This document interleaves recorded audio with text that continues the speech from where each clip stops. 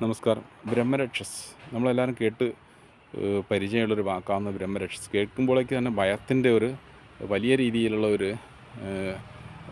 അനുഭവമാണ് നമുക്കുണ്ടാകുന്നത് ബ്രഹ്മരക്ഷസ് എന്നുള്ള വാക്ക് കേൾക്കുന്ന സമയത്ത്. എന്നാൽ സത്യം പറഞ്ഞാൽ നമ്മളങ്ങ് കേട്ട് പഴകിയതുപോലെയുള്ള പേടിപ്പെടുത്തുന്ന ഭീകരമായിട്ടുള്ളൊരു പൈശാചികമായിട്ടുള്ളൊരു ശക്തിയല്ല ബ്രഹ്മരക്ഷസ് എന്ന് പറയുന്നത്. മറിച്ച് നമുക്കത് സർവ്വ ഐശ്വര്യങ്ങളും സമൃദ്ധിയും നേതൃപാഠവും എല്ലാം നൽകുന്ന, നമുക്കൊപ്പം നിന്ന് എല്ലാ കാര്യങ്ങളും ധാർമ്മികമായ രീതിയിൽ സഞ്ചരിക്കാൻ വേണ്ടി നമ്മൾ ഒപ്പം നിൽക്കുന്ന, നമുക്കെല്ലാ ഐശ്വര്യങ്ങളും സമൃദ്ധികളും നൽകുന്ന ഒരു ശക്തിയാണ് ബ്രഹ്മരക്ഷസ്. അത് തറവാട് ക്ഷേത്രങ്ങൾ നടത്തുന്നവരാകട്ടെ, ദേശത്ത് ക്ഷേത്രങ്ങൾ നടത്തുന്നവരാകട്ടെ, ഉപാസനാധികാരികളുള്ളവരാകട്ടെ, താന്ത്രിക മാന്ത്രിക കർമ്മങ്ങളൊക്കെ അനുഷ്ഠിക്കുന്നവരാകട്ടെ, പ്രായോഗികവൽക്കരിക്കുന്നവരാകട്ടെ, അവർക്കൊക്കെ വലിയ രീതിയിലുള്ള ശക്തമായിട്ടുള്ളൊരു സഹകരണം ലഭിക്കുന്ന ഈ ഒരു ഭൂമിയുടെ അതിപ്രാചീനമായിട്ടുള്ള നമ്മുടെ ഈ ഭൂമിയുടെ അല്ലെങ്കിൽ പ്രദേശത്തിൻ്റെ ഒരു അധിപനായിട്ടുള്ള, ആ അധിപൻ സാധാരണ രീതിയിലുള്ള ഒരു അധിപനല്ല, മറിച്ച് നമ്മളെക്കാൾ ഉന്നതമായിട്ടുള്ള കലയിൽ ബോധവും പ്രാണനും ബോധവുമൊക്കെ ശ്രേഷ്ഠമായ ഉന്നതമായിട്ടുള്ള തലത്തിൽ എത്തപ്പെട്ടിട്ടുള്ള ഒരു ജീവബോധം ആണ് ഈ ബ്രഹ്മരക്ഷസ് എന്ന് പറയുന്നത്. ശരിക്കും ഇതിൻ്റെ വിശദ വിവരങ്ങൾ